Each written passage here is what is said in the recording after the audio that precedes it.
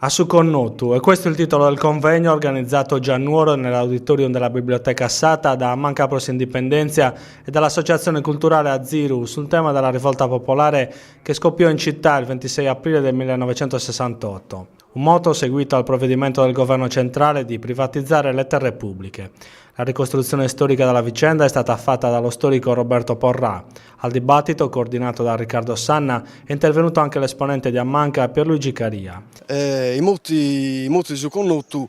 furono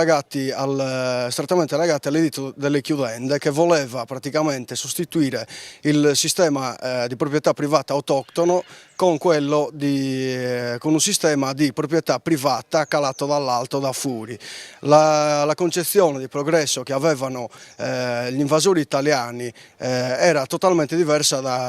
dai sardi, tant'è vero che i muti di Suconnutu, nonostante si rifacessero al passato, erano loro i progressisti e tuttora sempre validi, anche attraverso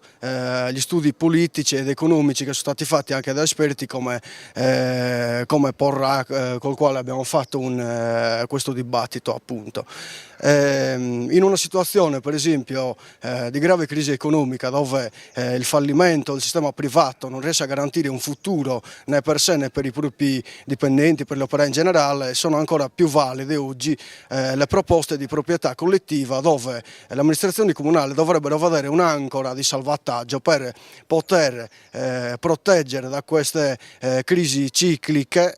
economiche appunto le popolazioni, mentre invece molto spesso senza alcun diritto né morale né legislativo vengono regalate agli eserciti italiani oppure alle multinazionali dell'eolico, del vento, di qualsiasi tipo, che non lasciano niente in Sardegna, lo sappiamo benissimo, lasciano solo le briciole, fanno bello e cattivo tempo.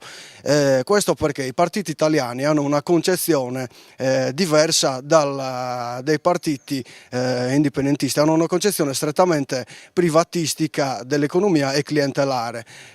mentre noi dobbiamo impedire appunto che questo succeda e creare degli spazi vitali per il nostro popolo, spazi di proprietà popolare.